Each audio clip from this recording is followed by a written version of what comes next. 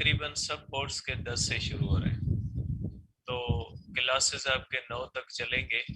10 से तकरीबन जो है वो 8 या 7-8 दिन, एक हफ्ता जो है वो बंद होंगे। उसके बाद भी अगर किसी बोर्ड के पेपर कंटिन्यू होते हैं तो उसके बाद पेपर जो है वो क्लासेस कंटिन्यू हम करेंगे, क्योंकि आगे इलेक्शंस आने वाली हैं।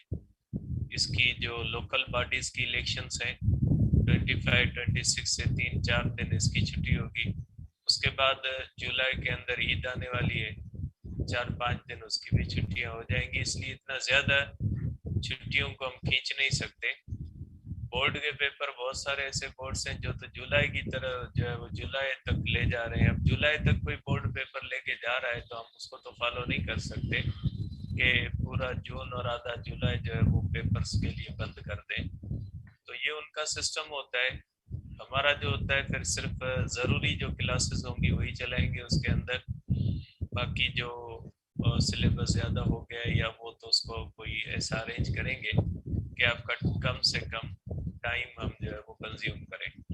बाकी ऐसा तो नहीं हो सकता कि बोर्ड के पेपर्स को फॉलो करके, जैसे कराची का बोर्ड है या हैदराबाद का भी मेरे ख्याल में, शक्कर और इनका तो मैंने देखा नहीं, नवाब शाह का, तो उनके जुलाई तक पेपर लेके गए। अब जुलाई तक पेपर लेके गए हैं तो सिंपल सी बात है वो भी बीच में ब्रेक्स दे रहे हैं इनकी इलेक्शंस वगैरह की, तो उतना हम लंबा इसको नहीं ले जा सकते। हम कोशिश करेंगे कि शुरू वाले जो है वो कुछ दिन आपको छुट्टी दे दें। देखिए बेटा, हमने प्रोजेक्टाइल मोशन के बारे में डिस्कस किया था कि प्रोजेक्टाइल मोशन जो है वो क्या होती है। उसकी मुख्तलिफ चीज़ों के बारे में हमने डिस्कस किया था, जिसके अंदर हमने जो आखिरी बात लास्ट टाइम पढ़ी थी उसके अंदर हमने ये बात पढ़ी थी कि प्रोजेक्टाइल मोशन जो होती है वो बुनियादी तौर पे दो मोशंस की सुपरपोजिशन होती है। इसके अंदर एक ऐसी मोशन होती है जिसको हॉरिजॉन्टल मोशन कहा जाता है, एक ऐसी मोशन होती है जिसको वर्टिकल मोशन कहा जाता है। तो आप कह सकते हैं कि जब हॉरिजॉन्टल और वर्टिकल मोशन एक साथ किसी बॉडी के अंदर आ जाती है तो ऐसी मोशन जो होती है वो प्रोजेक्टाइल मोशन बन जाती है। आप ये भी कह सकते हैं कि कंबाइंड मोशन जो होती है हॉरिजॉन्टल और वर्टिकल की, हॉरिजॉन्टल लीनियर मोशन और वर्टिकल लीनियर मोशन की कॉम्बिनेशन से जो एक कंबाइंड मोशन बनती है, ऐसी मोशन को हम कहते हैं कि ये प्रोजेक्टाइल मोशन है। ठीक है, आज हम इसे आगे डिस्कस करते हैं कि प्रोजेक्टाइल मोशन जो दो मोशंस की कॉम्बिनेशन से बनती है, एक हॉरिजॉन्टल मोशन की कॉम्बिनेशन से बनती है और एक वर्टिकल मोशन की कॉम्बिनेशन से बनती है। ये दोनों मोशंस जो होती हैं वो एक दूसरे से इंडिपेंडेंट है। ठीक है, हॉरिजॉन्टल मोशन जो होती है वो वर्टिकल मोशन पे डिपेंड नहीं करती और वर्टिकल जो मोशन होती है वो हॉरिजॉन्टल मोशन पे डिपेंड नहीं करती। दोनों मोशंस जो होती हैं वो एक दूसरे से इंडिपेंडेंट है। तो हमने इस तरह से डिस्कस किया था बेटा कि अगर कोई भी प्रोजेक्टाइल है बेटा, इस तरह से, पहले मैं पॉइंट लिखता हूं उसके बाद बेटा इसको मैं डिस्कस करता हूं।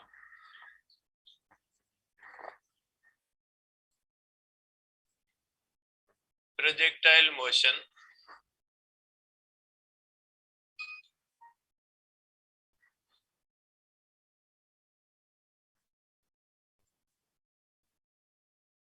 in projectile motion horizontal and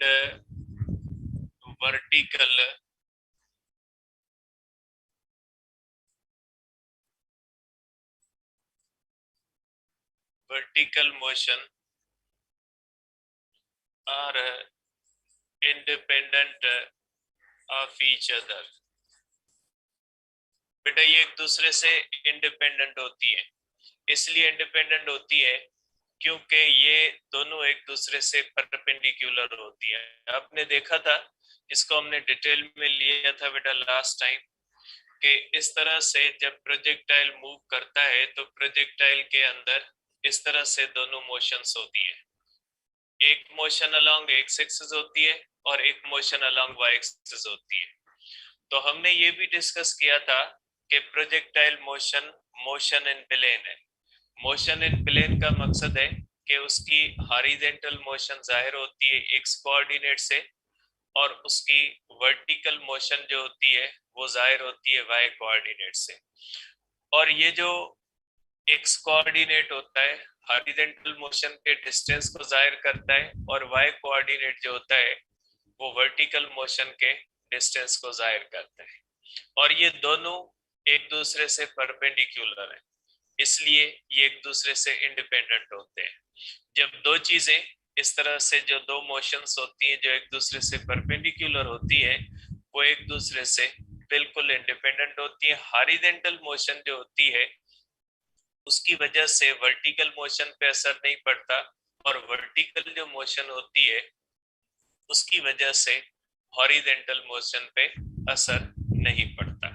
ठीक है, दोनों एक दूसरे से बिल्कुल आजाद मोशंस हैं कि जब कोई भी बॉडी इस तरह से जाती है तो इसमें दो किस्मों की मोशन है।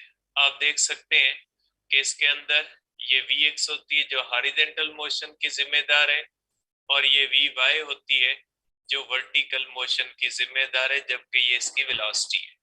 तो इस वेलोसिटी के जो दो हिस्से हैं ये दोनों हिस्से वी एक्स और वी वाई दोनों एक दूसरे से इंडिपेंडेंट है, इसलिए इनकी वजह से पैदा होने वाली जो मोशन होती है, क्योंकि हॉरिजॉन्टल मोशन वी एक्स की वजह से पैदा होती है और वर्टिकल मोशन वी वाई की वजह से पैदा होती है।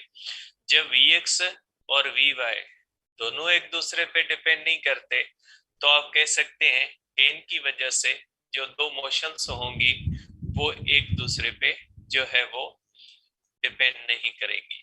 अब इस चीज का एक छोटा सा जो है वो एग्जांपल दिया गया आपके बुक के अंदर, उस एग्जांपल को डिस्कस करते हैं जो हमें ये बताएगा कि किस तरह से ये दोनों मोशंस एक दूसरे से इंडिपेंडेंट है। ठीक है बेटा, आप इसको इस तरह से देखें। सपोज करें बेटा आपके पास एक टावर है इस तरह से कि एक बिल्डिंग से हम किसी चीज को ड्रॉप करते हैं।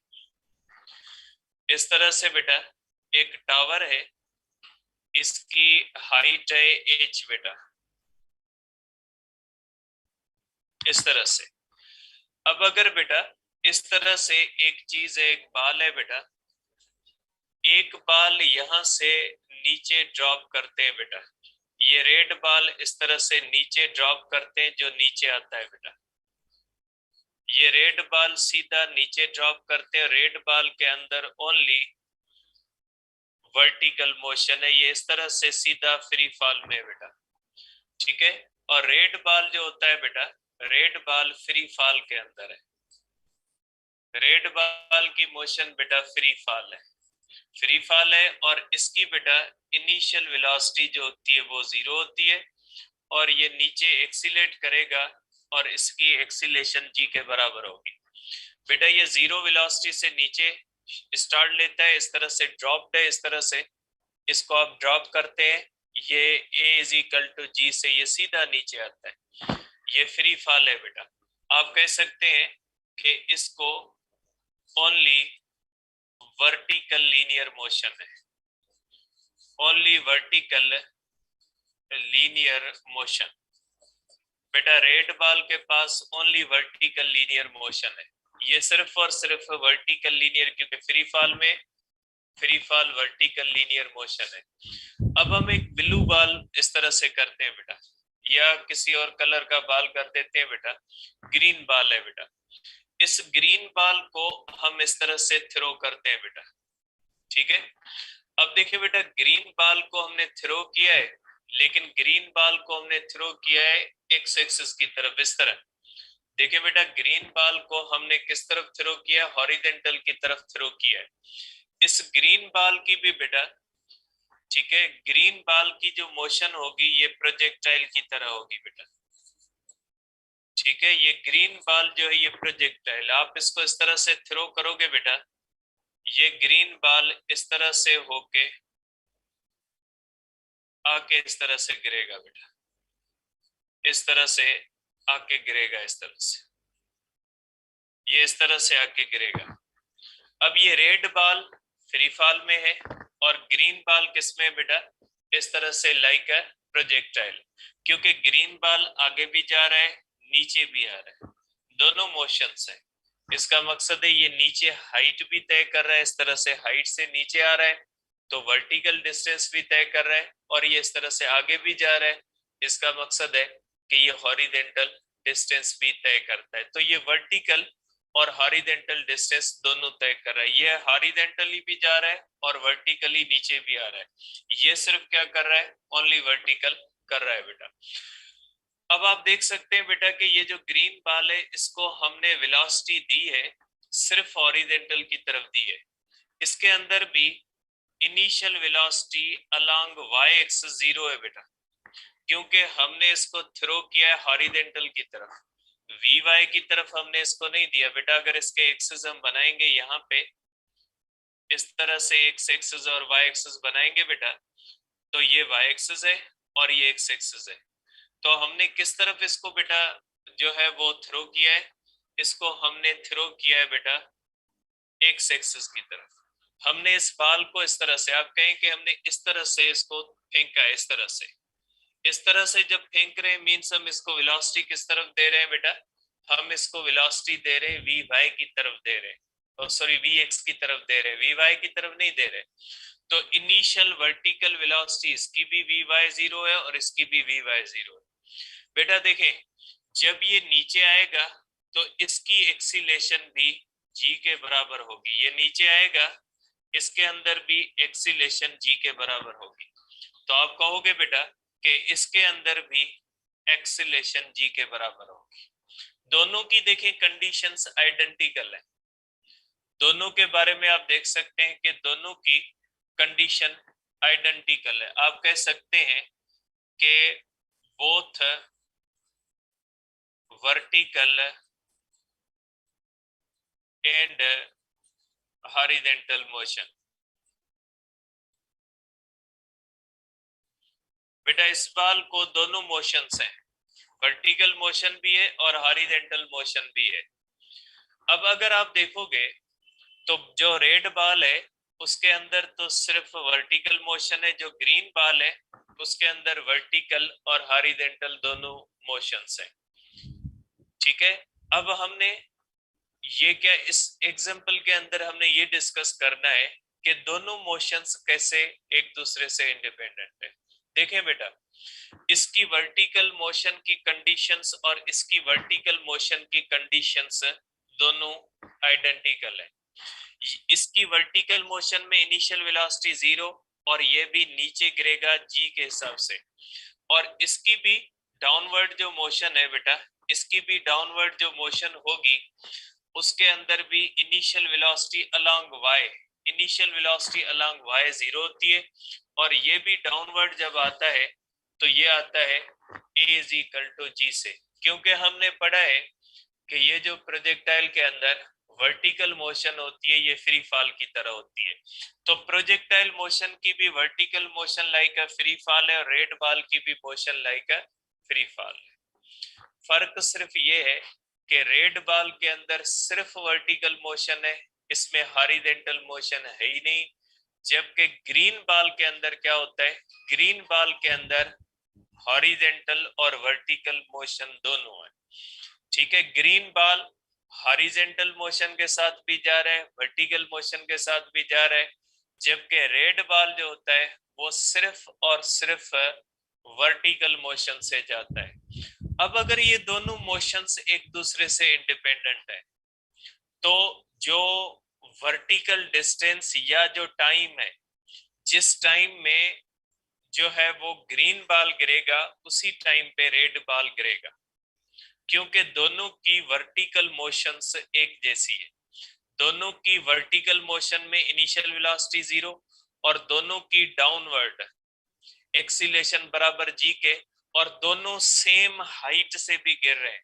इसका मकसद है कि दोनों मोशंस जो होंगी इन दोनों मोशंस का टाइम सेम होगा, और अगर आप एक्सपेरिमेंट करके देखेंगे एक रेड बाल इस तरह से ड्रॉप करेंगे और दूसरे बाल को इस तरह से सेम हाइट से हॉरिजेंटली जो है वो थ्रो करेंगे, तो आप देखोगे कि दोनों सेम हाइट से गिर रहे हैं, दोनों की एक्सीलरेशन सेम है, दोनों की इनिशियल वेलोसिटी सेम है, तो आप देखोगे कि दोनों सेम टाइम पे जमीन पे गिरेंगे। अगर दोनों सेम टाइम पे गिर रहे हैं, इसका मतलब यही हुआ कि दोनों मोशंस एक दूसरे से इंडिपेंडेंट, क्योंकि आप देख सकते हैं कि इसके अंदर हॉरिजॉन्टल मोशन भी है, वर्टिकल भी है। अगर ये हॉरिजॉन्टल मोशन वर्टिकल मोशन को मुतासिर करती तो इसका टाइम जो होना था वो ज्यादा होना था और इसका टाइम जो होना था वो कम होना था, लेकिन यहाँ पे हॉरिजॉन्टल मोशन ने वर्टिकल मोशन को मुतासिर नहीं किया, इसलिए दोनों का टाइम क्या हो जाता है, सेम हो जाता है। अगर दोनों मोशंस एक दूसरे पे डिपेंड करती होती, दोनों मोशंस मींस रेड और ग्रीन की नहीं, दोनों मोशंस ग्रीन की, एक ग्रीन की रेड होती है,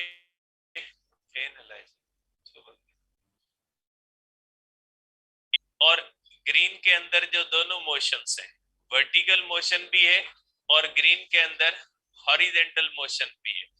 ये ग्रीन की जो दोनों मोशंस है ना, ये एक दूसरे से इंडिपेंडेंट होती है, ठीक है। ग्रीन की हॉरिजॉन्टल मोशन और ग्रीन की वर्टिकल मोशन ये एक दूसरे से इंडिपेंडेंट है, क्योंकि आप देख सकते हैं कि रेड बाल की वर्टिकल मोशन और ग्रीन बाल की वर्टिकल मोशन एक जैसी होती है, दोनों का टाइम सेम है। तो इस कंडीशन के अंदर आप कहोगे कि टाइम जो होता है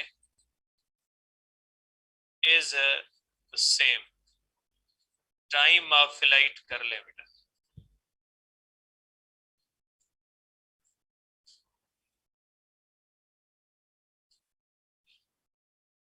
टाइम ऑफ फ्लाइट बेटा, time of flight is same. दोनों का टाइम सेम होता है, इसका मतलब है कि इसमें हॉरिजॉन्टल मोशन होते हुए भी इसका टाइम वही है जो इसका वर्टिकल का है। इसका मकसद है हॉरिजॉन्टल और वर्टिकल दोनों एक दूसरे से इंडिपेंडेंट होते हैं। तो ये हो गई बेटा जो है वो प्रोजेक्टाइल मोशन की बेसिक्स, के प्रोजेक्टाइल मोशन को आप किस तरह से डील करते हैं। हम इस चीज को समराइज कर देते हैं बेटा कि प्रोजेक्टाइल मोशन का मतलब होता है कि कोई भी बॉडी जो टू डायमेंशनल मोशन में हो और जिसके ऊपर सिर्फ ग्रेविटी और एयर रेजिस्टेंस ही एक्ट करे, इन दोनों फोर्सेस के सिवा इसके ऊपर कोई भी फोर्स एक्ट ना कर रही हो, तो बॉडी की ऐसी मोशन को प्रोजेक्टाइल मोशन कहा जाता है। प्रोजेक्टाइल मोशन जो होती है ये कोई नई मोशन नहीं है।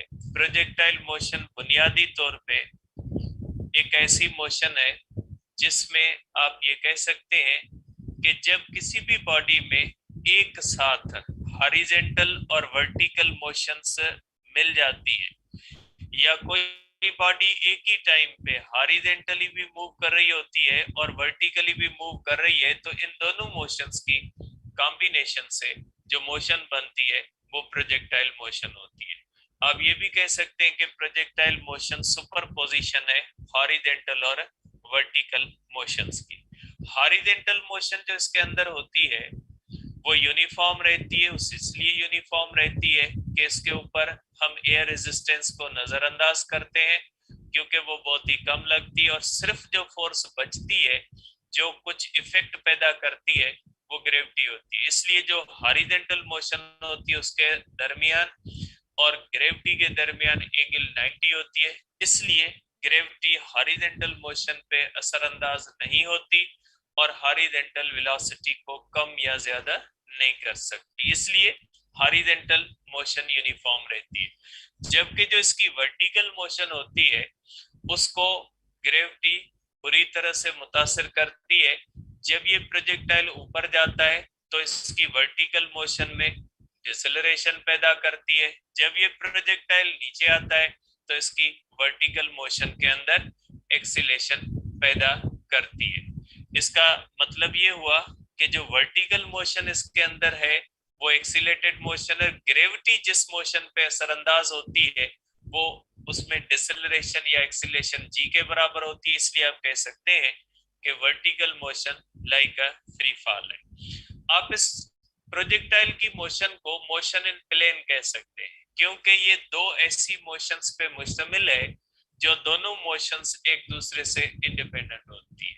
Like X axis and Y axis, जिस तरह से एक्स कोऑर्डिनेट और वाई कोऑर्डिनेट एक तरह एक दूसरे से इंडिपेंडेंट होते, इसीलिए इसी तरह से प्रोजेक्टाइल मोशन के अंदर जो हॉरिजॉन्टल मोशन और वर्टिकल मोशन एक दूसरे से आजाद होते हैं। हॉरिजॉन्टल मोशन को जाहिर किया जाता है एक्स एक्सिस पे, वर्टिकल मोशन को जाहिर किया जाता है वाई एक्सिस पे, और ये दोनों मोशंस एक दूसरे से बिल्कुल आजाद है, इसीलिए हम कहते हैं सुपरपोजिशन। और सुपरपोजिशन का ही ऐसी कॉम्बिनेशन को हो जाता है जिसके अंदर दो चीजें मिक्स तो होती हैं लेकिन वो दोनों एक दूसरे से आजाद होती है, एक दूसरे पे असर नहीं रख सकती मिक्स होने के बाद भी, तो ऐसी चीज को, ऐसी मिक्सिंग को सुपरपोजिशन कहा जाता है। तो प्रोजेक्टाइल मोशन ऐसी ही दो मोशन की मिक्सिंग से बनी हुई मोशन है, और दोनों मोशंस को आप चैप्टर 3 की इक्वेशन से डील कर सकते हैं, क्योंकि हॉरिजॉन्टल मोशन को आप यूनिफॉर्म वेलोसिटी वाली equation s is equal to vt से डील कर सकते हैं, और जो वर्टिकल मोशन है उसके अंदर यूनिफॉर्म एक्सीलरेशन होती है, क्योंकि फ्री फॉल होती है, फ्री फॉल के अंदर कांस्टेंट एक्सीलरेशन या यूनिफॉर्म होती है। तो आपने चैप्टर 3 के अंदर इक्वेशंस पढ़ी हुई है, उन इक्वेशंस को आप प्रोजेक्टाइल मोशन की वर्टिकल मोशन के लिए बिल्कुल आजादाना तौर पे इस्तेमाल कर सकते हैं। उसकी हाइट निकालने के लिए s is equal to V I T plus 1/2 80 square इस्तेमाल कर सकते हैं, या V F square minus V I square is equal to 2s ये इस्तेमाल कर सकते हैं, V F is equal to V I plus 80। ये सब की सब इक्वेशंस आप वर्टिकल मोशन के लिए इस्तेमाल कर सकते हैं। प्रोजेक्टाइल मोशन कोई नई मोशन नहीं है, ये जस्ट दो वही मोशंस हैं जो हम चैप्टर 3 के अंदर पढ़ के आए, उनकी कॉम्बिनेशन से बनता है। और प्रोजेक्टाइल मोशन के अंदर दोनों मोशंस एक दूसरे से आजाद हैं। उसका आज हमने एग्जांपल भी पढ़ा है कि अगर इस तरह से आप कोई भी एक्सपेरिमेंट करोगे, एक बाल को आप दोनों मोशंस दोगे, एक बाल को सिर्फ एक मोशन दोगे, लेकिन दोनों की वर्टिकल मोशन की अगर कंडीशंस आइडेंटिकल होंगी तो सेम हाइट से जब वो गिरेंगे तो दोनों कंडीशंस के अंदर उनका टाइम जो होगा वो सेम होगा। तो टाइम सेम होने का मतलब है कि ग्रीन बाल जैसे हमने कंसीडर किया हुआ है, ग्रीन बाल की वर्टिकल और हॉरिजॉन्टल मोशन एक दूसरे से इंडिपेंडेंट है। ठीक है बेटा, तो ये हो गई, आप कह सकते हैं कि ये ब्रीफ डिस्क्रिप्शन इसकी प्रोजेक्टाइल मोशन की। अब इस प्रोजेक्टाइल मोशन को हम मैथमेटिकली डील करते हैं कि प्रोजेक्टाइल मोशन जो होता है उसको हम कैसे मैथमेटिकली उसको जो है वो कैलकुलेट करेंगे, उसकी मुख्तलिफ चीजें। आप इसके नए फार्मूले भी बना सकते हैं जैसे आपके चैप्टर्स में बने हुए, या आप नए फार्मूले भले न बनाए, आप सिंपली जो है वो ऐसा कर सकते हैं कि आप हॉरिजॉन्टल मोशन के लिए s is equal to vt लगा लें और वर्टिकल मोशन के लिए इक्वेशंस ऑफ मोशन लगा दें। आप उससे भी कैलकुलेट कर सकते हैं, आपको कोई भी नई इक्वेशंस पढ़ने की जरूरत नहीं है, लेकिन आपके बुक में दी हुई है तो हम कर लेते हैं जो इक्वेशंस होती है। अब प्रोजेक्टाइल मोशन के दो मेजर केसेस होते हैं बेटा, ठीक है। केस 1 होता है बेटा, अब केस 1 के अंदर क्या होता है बेटा, ये होता है जैसे आपके बुक में दिया हुआ है बेटा, प्रोजेक्टाइल फायर्ड या थ्रोन कर ले, कुछ भी कर ले, ठीक है, thrown horizontally from some height बेटा।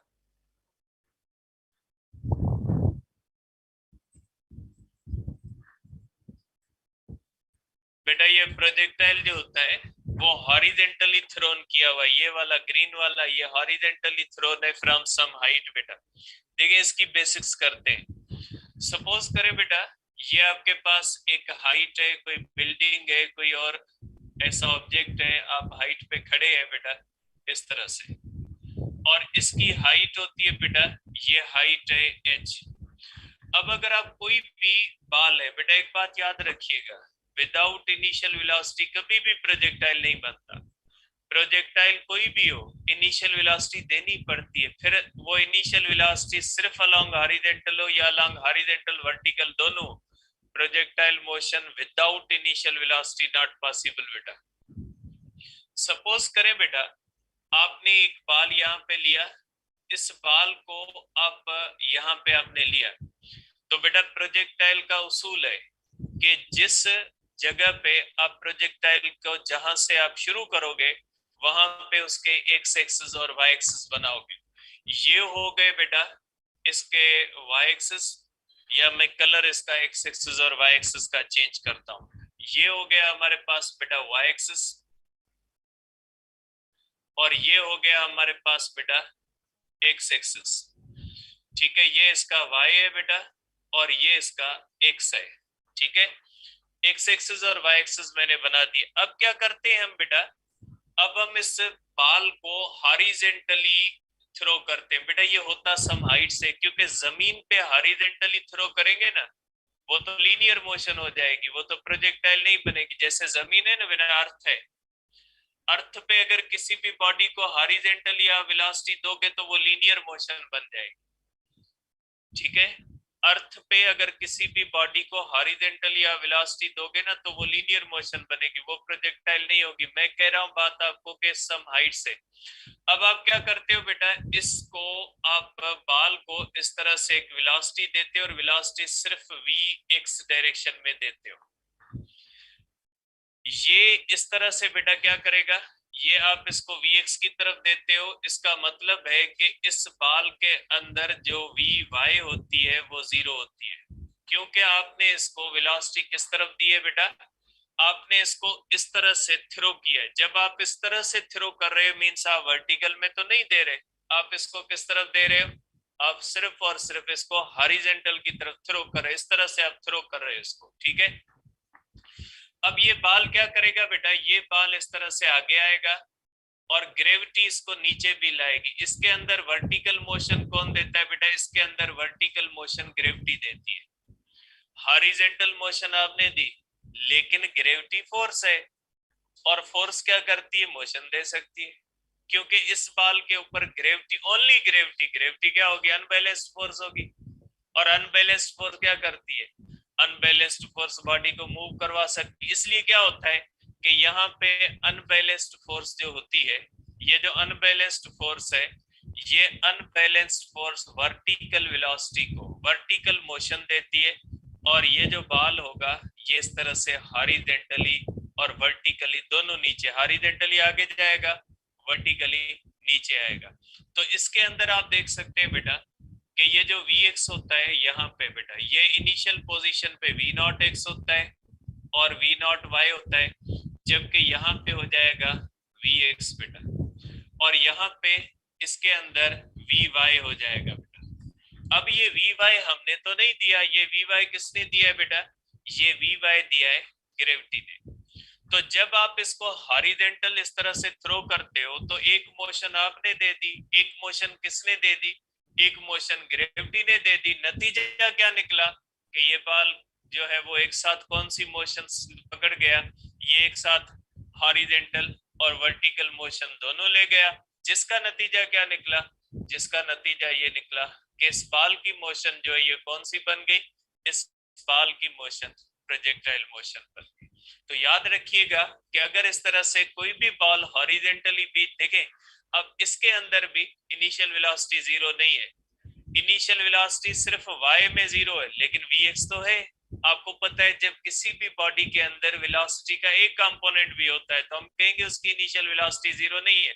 फर्क ये है कि इसकी इनिशियल वेलोसिटी सिर्फ हॉरिजॉन्टल की तरफ है, वर्टिकल की तरफ इसकी वेलोसिटी नहीं है। ठीक है, तो आप कहोगे कि आपने तो इसको हॉरिजॉन्टल की तरफ इसको भेजा है, आपने तो इसको हॉरिजॉन्टल मोशन दी है, लेकिन इसको वर्टिकल मोशन किसने दे दी, ग्रेविटी ने दे दी। नतीजा क्या निकला कि इसकी मोशन जो है वो 2 डायमेंशनल मोशन बन गई बेटा। ठीक है, अब अगर आप देखते हैं बेटा तो आप इसके लिए कर सकते हैं, इसके अंदर 2 मोशंस एक साथ आप कर सकते हैं बेटा, इसकी हॉरिजॉन्टल मोशन,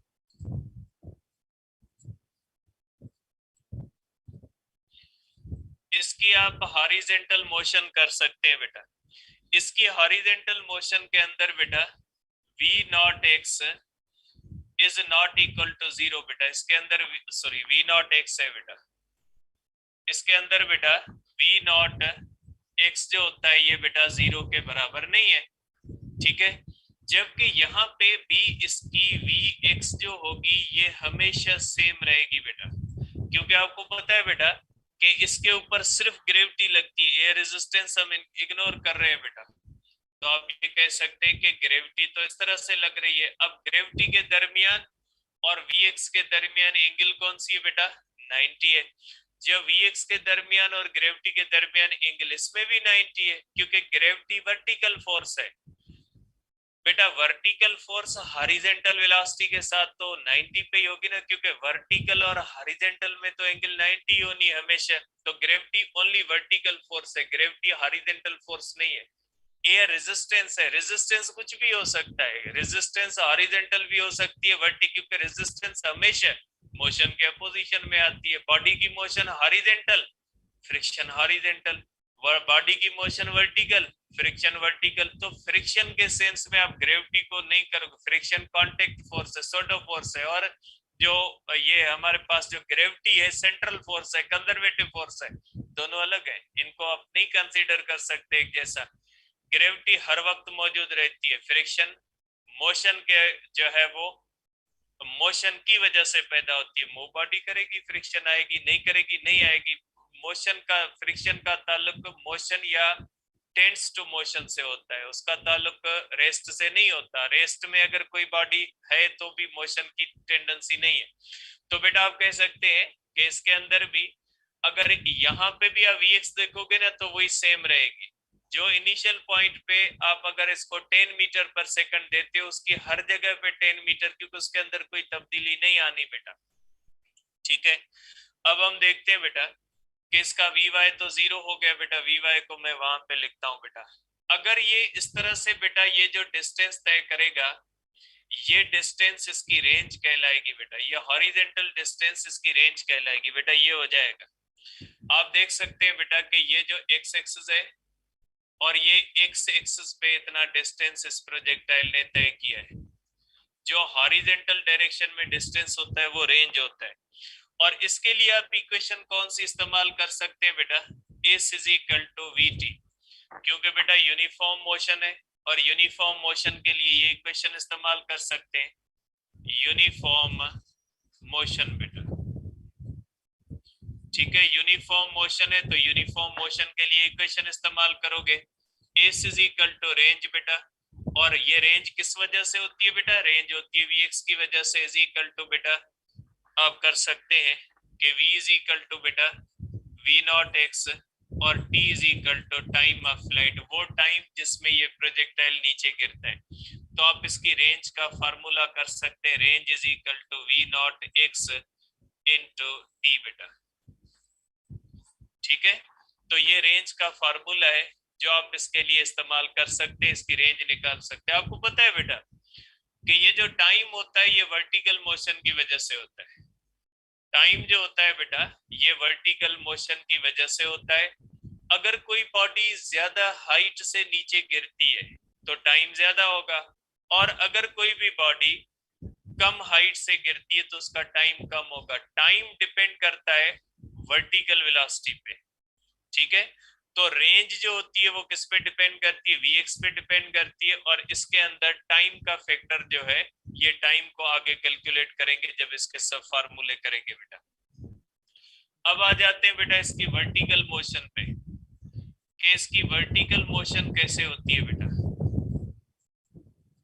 अगर आप देखें तो इसकी वर्टिकल मोशन कैसे होगी बेटा? इसकी वर्टिकल मोशन इस तरह से हो जाएगी बेटा, V not y is equal to 0 बेटा। याद रखें कि V not y means vertical velocity, initial vertical velocity बेटा। V नॉट y को हम लिखते हैं बेटा इनिशियल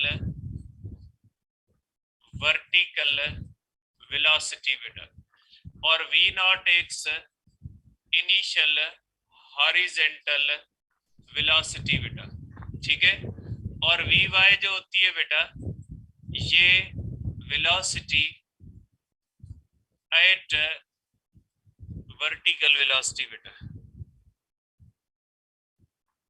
बेटा vertical velocity at any instant बेटा, और V X horizontal velocity at any instant, उसके बाद किसी भी पोजीशन पे। एट एनी इंस्टेंट का मकसद है इनिशियल के सिवा बाकी किसी भी पोजीशन के ऊपर वी एक्स और वी वाई होता है। अब अगर देखेंगे बेटा वी वाई, ये वी वाई कितना होगा बेटा, जाहिर सी बात है वी वाई तो कांस्टेंट नहीं रहता, क्योंकि वर्टिकल डायरेक्शन में क्या एक्ट कर रहा है बेटा, ग्रेविटी एक्ट कर रही है। अगर वर्टिकल डायरेक्शन में ग्रेविटी एक्ट कर रही है तो ग्रेविटी तो एक्सीलरेट करवाएगी, इसका मकसद है वी वाई तो इंक्रीजिंग लीनियरली। इसके अंदर वी वाई जो होगी बेटा क्या होगा, वी वाई इंक्रीजिंग लीनियरली। इसके अंदर बेटा आप कह सकते हैं कि force of gravity and V Y are parallel at every instant बेटा। देयरफॉर आप कह सकते हैं, देयरफॉर आप इसके अंदर कहेंगे कि therefore V Y increases linearly बेटा, क्योंकि इसको तो बढ़ना ही है। अब लीनियरली क्यों मैंने लिखा है, क्योंकि इसके अंदर एक्सीलेशन जो आती है ना, ये जो नीचे एक्सीलेट करती है ना, इसके अंदर एक्सीलेशन हमेशा कांस्टेंट आती है। जो चीज कांस्टेंट होती है ना, लीनियर रिलेशन रखती है, मींस लीनियरली कंटिन्यूअसली। पहले सेकंड के अंदर 9.8 बढ़ी, दूसरे के अंदर उससे ज्यादा 9.8 हुई, तीसरे के अंदर उससे ज्यादा 9 पर, हर सेकंड के अंदर 9.8 इंक्रीज है ना, हम कहते हैं इंक्रीजिंग लीनियरली। ये इंक्रीज लीनियर है बेटा, ठीक है। तो इसलिए हम कहते हैं कि इसकी जो वेलोसिटी है वो इंक्रीजिंग लीनियरली। आप इसका ग्राफ भी बना सकते हैं, अगर वी एक्स का और टाइम का बड़ा बनाए बेटा, तो सॉरी वी वाई का, और इस तरह से बेटा टाइम का अगर बढ़ाए तो इसका ग्राफ इस तरह से बनता है, इंक्रीजिंग लीनियरली बेटा। वेलोसिटी जो होती है वो इस तरह से लीनियरली इंक्रीज होती है, इक्वल चेंज आती है in equal intervals of time बेटा।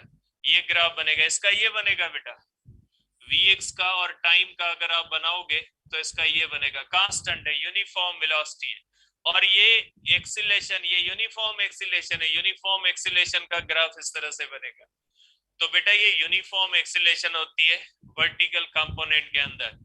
अब किसी भी जगह पे अगर आप वर्टिकल वेलोसिटी निकाले बेटा, तो किसी भी जगह पे आप निकालोगे तो ये करोगे Vf is equal to Vi minus G into T बेटा, क्योंकि यहाँ पे g का डायरेक्शन निगेटिव y की तरफ बेटा, निगेटिव, इसलिए हम यहाँ पे माइनस जी टी लिखते हैं बेटा। Vf मीन्स Vy, ये हो जाएगा बेटा V नॉट y माइनस